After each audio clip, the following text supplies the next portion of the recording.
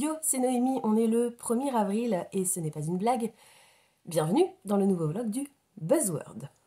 Au mois d'avril, j'ai 9 lectures au total à faire pour le Magical Readathon, 8 pour ma carrière de nécromancienne et 1 pour mon voyage à Eldia, donc qui est la carte, le monde, dans lequel mon personnage Elisabeth évolue, parce que je n'ai pas réussi à faire coïncider mes lectures du Magical Readathon avec le critère de sélection pour le mois d'avril pour mon parcours dans Elia, ce qui est très dommage. Mais bon, c'est comme ça. Je suis toujours malade, donc encore une fois, désolée pour ma voix et les quelques petits reniflements que je n'aurais peut-être pas réussi à couper au montage. On est parti pour le Buzzword du mois d'avril. On est mardi, vous verrez cette vidéo pas jeudi, pas le jeudi d'après, mais le jeudi encore après. Donc j'ai un peu de temps pour lire ces 3 livres. J'ai réussi à en caser un de mon Magical Readathon et ce sera le 2e livre que je lirai pour cette vidéo. Pour l'instant, on va compléter comme d'habitude dans l'ordre le buzzword classique avec le mot dans le titre, puis le buzzword des couvertures et on terminera avec un livre qui contient les 2. Le mot pour le mois d'avril, c'est animal. Animal, animaux. Il faut qu'il y ait le nom d'un animal dans le titre. Et il n'y avait aucun de mes livres du Magical Readathon qui rentre dans ce critère. Donc j'en ai sorti un autre qui va faire très plaisir à Mathilde parce que je sais qu'elle a adoré ce tome 1. C'est le premier tome, oui encore, mais d'une duologie dont avec un peu de chance je devrais recevoir la suite d'ici la fin de l'année. Donc peut-être que je pourrais la compléter. J'ai sorti The Crimson Moth de Kristen Ciccarelli. Alors, qui est aussi paru sous le titre Heartless Hunter, je crois. Ça dépend en fait de l'édition, si c'est l'édition britannico-américaine. Je l'ai reçu dans la Fairy Loot de février 2024. Donc il est très très beau. Voilà, ça c'est la couverture originale.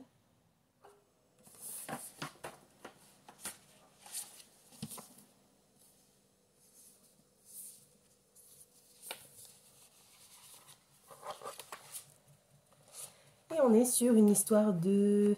C'est une fantasy romance entre une sorcière et un chasseur de sorcières. Les NPC sont les mêmes de chaque côté. Donc c'est un petit peu le même principe que Serpent and Dove, mais apparemment en mieux. Ce qui n'est pas plus mal parce que j'avais pas trop mal aimé Serpent and Dove, mais c'était pas une lecture absolument extraordinaire et j'avais abandonné le tome 2 avant d'atteindre les 25%, il me semble. Donc voilà. J'ai hâte de me plonger dans celui-ci. L'héroïne est donc une sorcière, mais elle se cache puisque dans cet univers, les sorcières sont persécutées. Elles sont emprisonnées et exécutées. Et elle a une double identité. Je crois que c'est The Crimson Moth. Elle est un genre de justicière qui retrouve les sorcières et qui les sauve. Et de l'autre côté, on a donc le fameux chasseur de sorcières qui tente de retrouver à tout prix The Crimson Moth pour la mettre hors d'état de nuire. Ils se doutent que ça pourrait être notre héroïne, mais ils vont devoir à un moment donné collaborer. Donc ils ont tous les deux des... Elle le déteste puisqu'il fait partie de ses ennemis. Et lui, il soupçonne que ça pourrait être une sorcière, mais il faut qu'il apprenne à mieux la connaître pour en être sûr. Et évidemment, une romance va s'installer au milieu de tout ça. On est donc sur un Enemies to Lovers qui est mon trope préféré. J'ai hâte de le commencer et j'ai la version audio en anglais. Donc je vais pouvoir le commencer dès là, maintenant, dans la voiture pour aller bosser. Pour l'instant, je vous laisse. Il est 8h24. Je suis dans les temps. Et je vous retrouverai quand j'aurai atteint la moitié. Hello, on est mercredi le 3. Non, on est jeudi le 3 avril, pardon. Je vais pas vous parler très longtemps parce qu'il y a beaucoup de monde autour de moi sur le parking. Je viens d'attendre à l'instant la moitié de The Crimson Moth de Kristen Ciccarelli, puisque j'ai appris que ça se prononçait comme ça, vu que j'écoute la version audio en VO. J'adore. On va faire la rencontre donc de Rune, qui est The Crimson Moth, qui est une justicière qui tente de libérer les sorcières car elles sont capturées, emprisonnées et exécutées. suite à une rébellion qui a eu lieu quelques années plus tôt. Je me demande si c'est pas 2 ans plus tôt. À l'époque, je crois que c'était 3 sœurs qui étaient reines, et elles étaient les sorcières. Et il y a eu une rébellion, elles ont été exécutées, et du coup c'est un homme tout à fait sans pouvoir qui gouverne désormais, avec des gardes de sang, des blood guards du coup, qui traquent les sorcières. Elle est en train de chercher une sorcière en particulier qui pourrait peut-être l'aider à développer ses pouvoirs, puisqu'elle a découvert après avoir... il y a 2 ans, quand la rébellion a commencé, elle a été obligée de dénoncer sa grand-mère qui était une sorcière pour pouvoir s'en sortir. C'était la seule manière qu'elle avait de rester en vie, tout simplement, parce qu'on l'aurait accusée sinon de sympathie envers les sorcières. Donc elle a été obligée de dénoncer sa grand-mère qu'elle aimait de tout son cœur. Donc gros trauma. Et où est-ce que je voulais en venir avec ça? Je sais plus. C'est pas très grave. Donc 2 ans plus tard, elle apprend... Ah oui, après la mort de sa grand-mère, quelques mois après la mort de sa grand-mère, elle découvre qu'elle est elle-même une sorcière en réalité. Et donc elle cherche à retrouver une des amies de sa grand-mère qui pourrait l'aider à développer ses pouvoirs. Malheureusement, quand elle arrive, la sorcière a été capturée déjà, et du coup elle va essayer de tout faire pour la retrouver, sauf qu'elle n'a pas les infos suffisantes pour ça, elle ne sait pas où est détenue cette sorcière. Donc elle va tenter de se rapprocher de quelqu'un qui possède ces informations, et il se trouve que son meilleur ami, qui s'appelle Alex, qui est amoureux d'elle, c'est évident, et bien son grand frère, qui s'appelle Gideon, est capitaine de la garde. Donc elle va tenter de se rapprocher de Gideon, même si ils n'ont jamais pu se blairer l'un et l'autre. Donc on est sur un Enemies to Lovers, sur une romance entre une sorcière et un chasseur de sorcières, que j'aime énormément pour l'instant. Je préfère largement Crimson Moth à... comment ça s'appelle, Serpent and Dove, oui c'était ça, que j'avais que moyennement aimé. Donc je suis trop contente. Gideon, book boyfriend goal, il est incroyable. Ses parents étaient tailleurs d'habits, je préfère préciser parce qu'on a aussi des tailleurs de pierre, tailleurs d'habits, et il a ce côté artisanal, créatif, traumatisé un peu, alors sans vous dévoiler les circonstances de ce qui s'est passé dans son passé, mais un peu à la Recent de ACOTAR, même carrément à la Recent de ACOTAR. C'est trop bien. Donc, j'aime le style, j'aime les personnages, j'aime l'atmosphère, même si c'est pas forcément encore très... Je trouve que l'univers est pas hyper développé. J'ai eu l'impression, à un moment donné, dans un chapitre, une des collègues de Gideon sort un téléphone.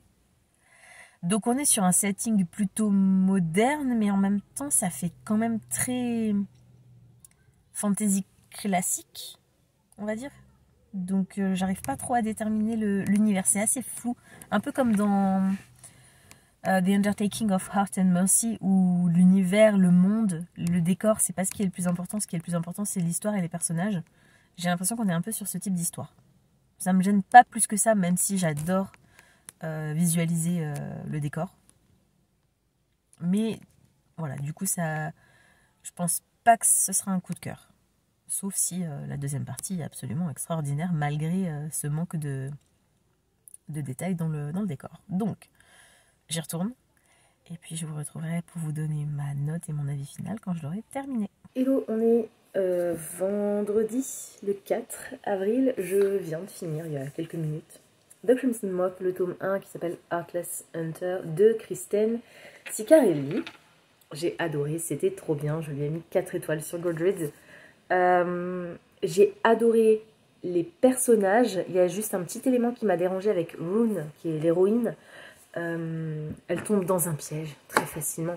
Elle est The Crimson Moth, elle est la justicière qui va sauver les sorcières et qui a déjà sauvé plusieurs sorcières. Je vais peut-être pas dire plusieurs dizaines, mais elle a réussi à sauver quelques sorcières du bûcher. Et elle tombe dans un piège très grossièrement tendu par Gideon, qui est le personnage principal masculin. J'ai trouvé qu'il y avait un petit manque de logique, du coup, parce que genre, elle se précipite. Ils se servent tous les deux l'un de l'autre, même s'ils ne réalisent pas qu'ils sont utilisés l'un par l'autre. Enfin, Gideon a un petit peu plus de doute que Brune. Et il lui donne une information ultra confidentielle pour tenter de la piéger, parce qu'il essaie de déterminer si c'est elle, cette justicière, et elle tombe dans le piège. Mais donc j'ai trouvé que c'était un petit peu ridicule et pas très logique, mais j'ai adoré leurs relations, leurs interactions. J'ai adoré le personnage de Gideon. La fin m'a extrêmement surprise. Je ne pensais pas que l'autrice partirait dans cette direction. C'est plutôt surprenant et agréablement original pour une fantasy avec on va dire une fantasy romance. On est sur un Enemies to Lovers, clairement. On a des choses tragiques qui se passent dans cette histoire. Faites attention si vous êtes sensible à tout ce qui est assez imagé et gore, parce que la manière dont les sorcières sont exécutées dans cet univers est décrite.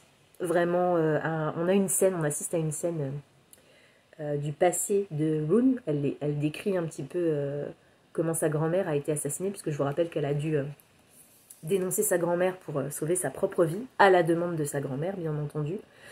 Donc c'est dur, c'est très dur et c'est cracra.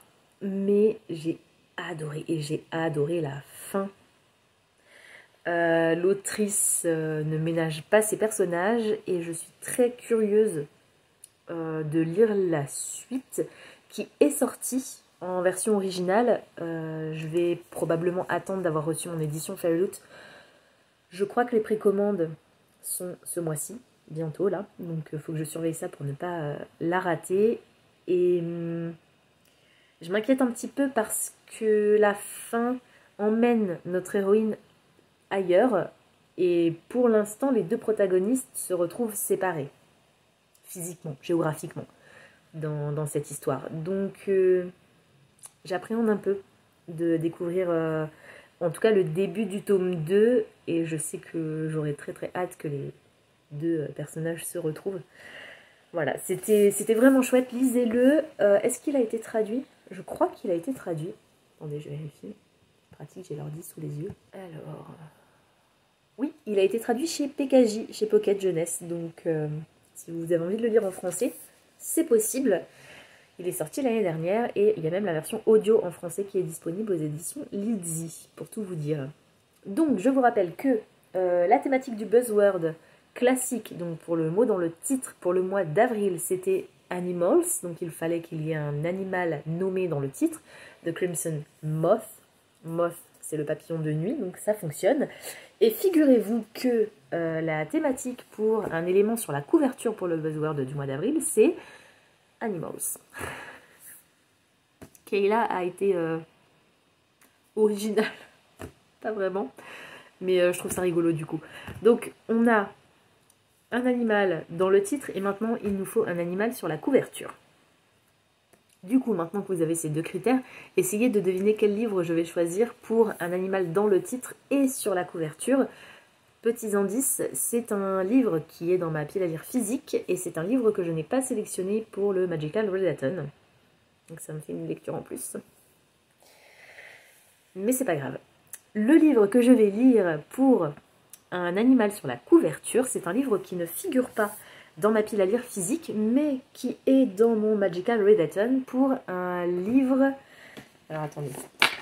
C'est pour mon cours de, si je dis pas de bêtises, Animal Studies, donc études des animaux. Oui, c'est ça. On va étudier The Raccoons, donc les ratons laveurs, et pour cela, il fallait que je vole un livre dans la pile à lire de quelqu'un d'autre. J'ai volé ce livre dans la pile à lire de Mathilde, qui était en train de le lire. Est-ce qu'elle l'avait fini? Ah, attendez, je vais aller voir sur Livre Addict si elle l'a fini, si elle l'a noté. Oui, elle lui a mis 18 sur Livre Addict. Donc j'ai hâte de le lire. J'ai sorti du coup, alors je ne l'ai pas comme dit dans ma pile à lire physique, mais je l'ai trouvé en audio en version originale, donc en anglais, sur Nextory, c'est Black Sun, le tome 1 de Between Earth and Sky de Rebecca Roan Horse, qui a été traduit chez Brajlon par le titre Entre Terre et Ciel, tome 1, Soleil Noir. Je ne fais que lire ce qui est écrit sur mon écran d'ordinateur. Alors, je me souviens plus du tout de quoi ça parle. On est sur une fantasy, je dirais, avec des personnages qui ne savent pas réellement qui ils sont. On a des peuples différents, des créatures différentes, je crois. Et j'ai carrément tout oublié du résumé. Donc, c'est pas grave, ça va être la surprise du coup. Comme vous pouvez le constater sur la couverture que je vous remettrai par ici, c'est la couverture qui a été choisie pour l'édition audio.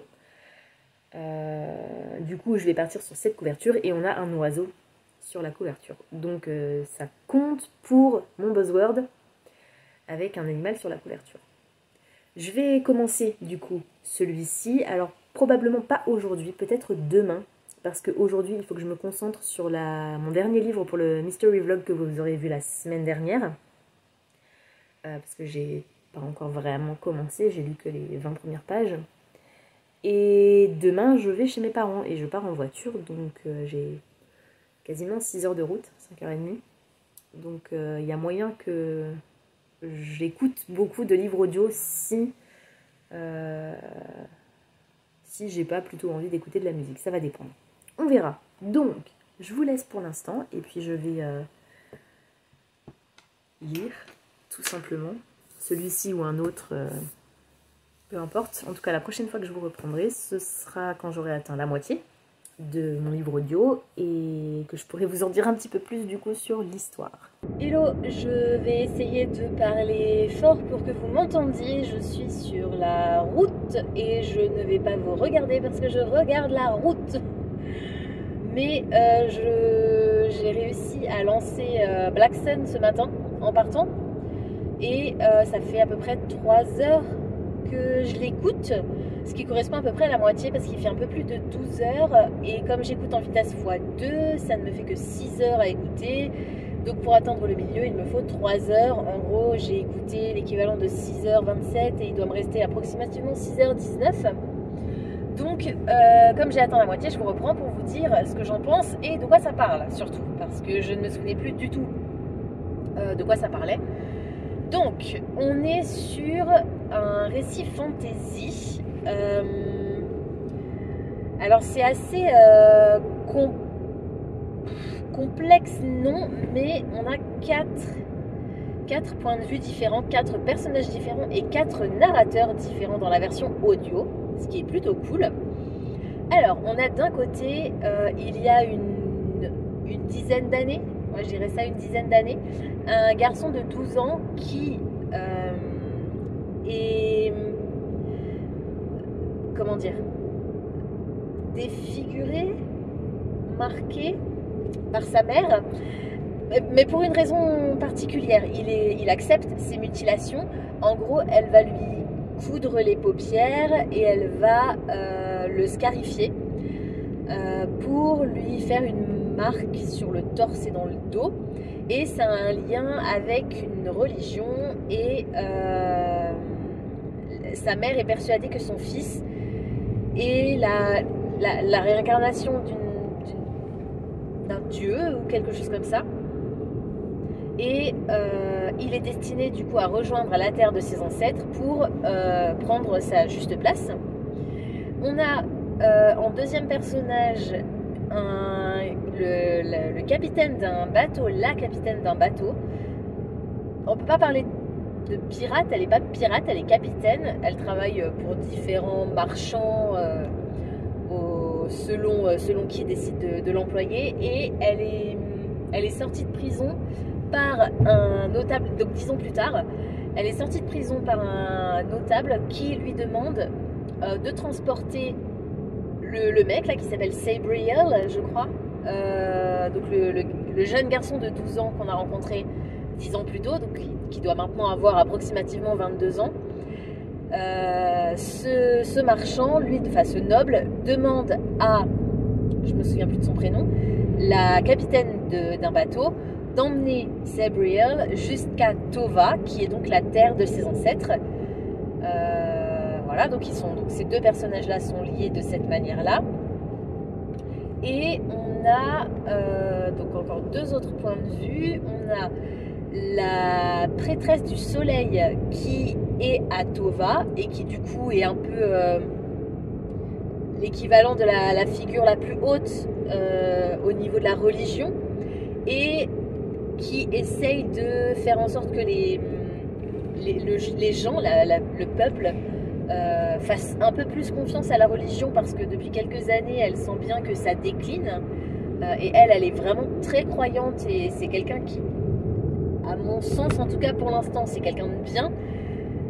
Mais elle est pas du tout issue de la noblesse ou de la bourgeoisie, ce qui fait que son accession à ce statut de prêtresse du soleil a été extrêmement controversée et elle est actuellement, donc on est toujours sur ces 10 ans plus tard, hein, elle est actuellement en train de lutter de manière interne avec sa propre équipe en fait pour maintenir son autorité et maintenir sa place puisque d'autres aimeraient bien l'évincer.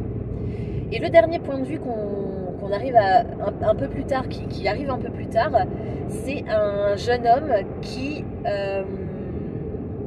fait partie du clan des Corbeaux, donc c'est un lien aussi avec Sabriel, avec le jeune garçon de 12 ans, là, qui maintenant en a 22, c'est plus vraiment un jeune garçon, mais avec lui qui est donc la réincarnation du grand corbeau, on va dire ça un peu comme ça.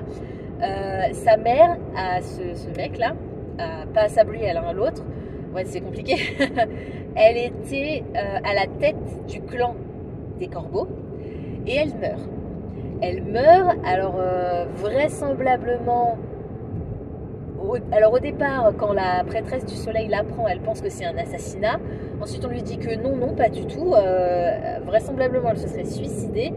Mais le fils de cette femme est persuadé qu'il s'agit d'un meurtre. Donc, il va retourner à Tova, à la capitale, pour rejoindre sa sœur, pour tenter de comprendre ce qui s'est passé, sachant que désormais c'est sûrement sa sœur qui va prendre la tête du clan et lui est destiné à protéger sa sœur. Il va devenir capitaine de sa garde personnelle en fait. Voilà, donc on est un peu sur un complot politique, religieux, tout ce que j'aime dans la fantasy, alors que vous savez que la religion c'est pas un sujet qui m'intéresse particulièrement. Mais en fantasy, quand c'est bien traité, j'apprécie. Donc, je suis intéressée, l'histoire est sympa. Il me reste, comme dit, à peu près 3 heures d'écoute. Et si je calcule bien, il me reste 2 heures pour arriver à destination. Donc, je ne suis pas sûre que je l'aurai terminé quand j'arriverai chez mes parents. Mais c'est pas grave, on va continuer à écouter, continuer à rouler prudemment et en toute sécurité et fluidement. On va croiser les doigts parce que jusqu'à présent j'ai pas eu de problème. Je vous laisse pour l'instant du coup et puis je vous retrouverai chez mes parents dans le Berry pour vous donner mon avis final sur cette lecture et je vais croiser les doigts très très fort pour que vous m'entendiez bien parce que sinon je vais devoir magouiller un truc au montage. On est toujours samedi, on est toujours le 5 avril pour encore 2 minutes. J'ai fini Black Sun de Rebecca Rowan Horse. C'était trop bien, j'ai adoré. J'espère que vous m'aurez bien entendu dans le clip précédent, comme dit. Je voulais absolument vous prendre tout de suite parce que je voulais continuer à le lire sur la route. Je suis bien arrivée chez mes parents, saine et sauve. Tout est bien, qui finit bien pour ce voyage. C'était incroyable, j'ai adoré les personnages, j'ai adoré leurs interactions, j'ai adoré la diversité. On a énormément de personnages qui font partie du spectre LGBT. Je regrette juste un petit peu le manque de réaction d'un des personnages dont j'ai déjà oublié le nom, je l'ai écrit tout à l'heure dans mon reading journal mais j'ai oublié son nom. Le prénom que je vous ai donné tout à l'heure pour un des personnages principaux, c'était pas du tout ça son prénom en fait, hein. Je l'avais mal entendu, il s'appelle pas du tout comme ça. C'est l'inconvénient d'avoir juste l'audio quand on a des noms un petit peu différents des noms classiques auxquels on a l'habitude. Bref, c'était trop bien. On est sur un univers très riche, bien construit. J'ai hâte de lire la suite. J'ai les tomes 2 et 3 en version audio, donc j'espère que je les lirai bientôt, comme ça je pourrai clôturer cette série. C'était vraiment chouette. Je vous l'ai dit, il a été traduit en français chez Brajlon, donc lisez-le, c'est une bonne fantaisie. J'ai vraiment beaucoup aimé. Ce tome 1, je lui ai mis 5 étoiles sur Goodreads, et je crois 18 sur Livre Addict, quelque chose comme ça, ce qui me semble est la même note que celle que Mathilde lui a mis. Étant donné que c'est une lecture que je lui ai piquée dans le cadre du Magical Redaden, c'est plutôt bien qu'on ait le même avis sur cette lecture. Du coup, je vais passer à mon dernier livre pour le Buzzword. Alors je vous l'ai dit, on est sur un animal sur la couverture et un animal dans le titre. J'ai pas la jaquette avec moi, donc vous ne verrez pas l'animal. Ah si, quoique sur la tranche, j'ai sorti The Ram in the Holy Library de K.A. Linde. Et on a les roitelets sur la tranche. Et il y en a aussi un sur la jaquette. Il a aussi été traduit en français, celui-ci. On est sur une romantaisie. Je crois, si je vous dis pas de bêtises, qu'on est sur une réécriture de La Belle et la Bête. Et j'ai la version audio. Donc je vais pouvoir m'atteler à mon roitelet. Donc le wren, c'est le roitelet, donc il y a l'animal dans le titre et du coup l'animal sur la couverture de la jaquette, que je vous remettrai par ici pour que vous voyez à quoi elle ressemble. Donc j'ai hâte de me mettre à cette lecture, j'espère que je vais l'aimer. Mon expérience avec les livres de la Romantasy Box de la Fairy Loot a été assez mitigée jusqu'à présent. On va croiser les doigts pour que cette fois-ci ça marche. Et puis de toute façon, quoi qu'il en soit, je vous retrouverai... Qu'est-ce qu'il est beau. Quand j'aurai atteint la moitié de ma lecture. Hello, on est mardi, le 8 avril. J'ai atteint hier soir, la moitié de The Ram in the Holy Library de K.A. Linde. J'avais raison pour la prononciation du nom de l'autrice.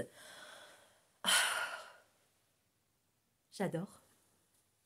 C'est trop bien. Alors, on est sur une réécriture de La Belle et la Bête. On va avoir une héroïne qui s'appelle Kirse, qui est voleuse. Et elle est engagée par quelqu'un pour aller voler quelque chose dans cette fameuse Holy Library. Sauf qu'on est dans un univers qui est le nôtre, mais il y a eu il s'est passé quelque chose et les monstres vivent parmi nous. On a des vampires, des loups-garous, des trolls, des sorcières, des sirènes, plein de choses comme ça. Il y a eu un traité de signé et les humains et les monstres vivent plus ou moins en harmonie. Quand Kirse va arriver dans cette bibliothèque, elle va faire la rencontre du propriétaire des lieux qui n'est autre qu'un monstre. Et du coup, ce faisant, comme elle a pénétré chez lui par effraction, elle a violé le traité. Donc, ça craint du boudin, mais ce monstre, dont on ne connaît pas encore au départ l'identité, donc c'est lui, il s'appelle Graves. Il y a un petit chat aussi dans la bibliothèque. Et ça, c'est Kirse, du coup. On ne sait pas encore quel type de monstre il est, va lui proposer un boulot. Il va lui proposer de voler quelque chose pour lui, de récupérer quelque chose pour lui. Donc, ils vont devoir s'allier et Kirse va mettre à profit ses talents de voleuse. Mais il y a un peu plus que ça parce que depuis que les monstres ont émergé, on a toujours dit aux humains que monstres et magie, c'était deux choses différentes et que même si les monstres existent, la magie, elle, n'existe pas. Ça me paraît dur à croire à partir du moment où tu vis dans un univers où tu as des vampires, des trolls, des loups-garous, des sirènes. J'estime que ce sont des créatures magiques, donc la magie, forcément, doit exister quelque part. Bref. Alors ce ne sera pas un coup de cœur justement pour cette raison-là particulièrement. Je l'adore, mais quand Graves annonce à Pierce qu'il y a de la magie dans cet univers, elle refuse d'y croire. Justement sous prétexte que monstre et magie c'est deux choses différentes, les humains ont fini par accepter l'existence des monstres parce que la magie elle-même était trop dangereuse, mais bon, un monstre est un monstre, on sait comment s'en occuper, la magie est trop instable, donc le fait qu'il n'y ait pas de magie, ça a un peu rassuré les humains. Il y a quelques petits éléments comme ça, des éléments de logique, je trouve qu'elle se... surtout par rapport à Kirst, je trouve qu'elle a un comportement un peu trop naïf, entre guillemets, alors que c'est quand même une voleuse professionnelle, donc elle a vécu des choses pas faciles. Voilà, donc je pense pas que ce sera un coup de cœur, enfin ce sera pas un coup de cœur, mais c'est trop bien, j'adore l'ambiance, on est sur une vraie réécriture de La Belle et la Bête, on a des personnages qui font penser à certains personnages du film d'animation de Walt Disney. J'adore, c'est trop bien. La tension entre Graves et Kirst est incroyable. J'ai très très hâte d'arriver aux parties un peu plus spicy. Parce que rien que là, jusqu'à présent, il n'y en a pas vraiment eu, mais c'est chaud. Donc, je vais retourner tranquillement à ma lecture. Et puis je vous reprendrai pour vous donner mon avis final dès que je l'aurai terminé. Hello, on est mercredi le 9 avril et j'ai terminé cet après-midi The Wren in the Holy Library de Kay Lindy. C'était trop bien, je lui ai mis 4 étoiles sur Goodreads. Il a été traduit, si je vous dis pas de bêtises, je crois chez Brajlon. Donc lisez-le, c'était génial. On est sur une vraie bonne réécriture de La Belle et la Bête. Il y a quelques petits éléments qui m'ont dérangé au niveau du comportement des personnages, mais rien de vraiment absolument flagrant. Et je vous avais dit que j'avais hâte d'arriver au moment un petit peu plus spicy parce qu'il y avait une super alchimie entre eux. C'était très très bien. C'était très très très très bien. J'ai beaucoup aimé où s'en va l'autrice à la fin de ce premier tome. Je ne sais pas du tout combien il y en aura. Je ne sais pas si c'est une duologie ou si ce sera une série plus longue. Pour l'instant, c'est pas précisé nulle part. J'ai hâte. Parce que si on est sur une réécriture de La Belle et la Bête dans ce tome 1, je pense que ce sera plus forcément le cas dans la suite. Et j'aime beaucoup la mythologie vers laquelle s'oriente l'autrice. Donc je suis contente. C'était très chouette et j'ai réussi à le caser dans mon Blooming Spring Challenge pour un livre avec le mot printemps, puisqu'on a plusieurs fois cette image du roi telé, du coup, qui annonce l'arrivée du printemps à la fin de l'hiver. Donc le mot printemps est répété à plusieurs reprises dans l'histoire. C'était trop bien, j'ai adoré ce vlog du Buzzword, j'ai fait 3 lectures géniales, je suis super contente, j'espère que le mois prochain sera aussi bien. En attendant, si vous voulez me laisser une trace de votre passage mais que vous ne savez pas quoi me dire, mettez-moi dans les commentaires un oiseau, n'importe lequel, un petit oiseau, puisqu'on est sur le roi telé, je ne suis pas sûre que vous trouverez un roi telé, mais n'importe quel oiseau fera l'affaire. Et puis, je vous retrouve la semaine prochaine pour la palle des cartes du mois de mai. Et je vous retrouve dans un petit peu plus d'1 mois pour le prochain épisode du Buzzword. Ciao!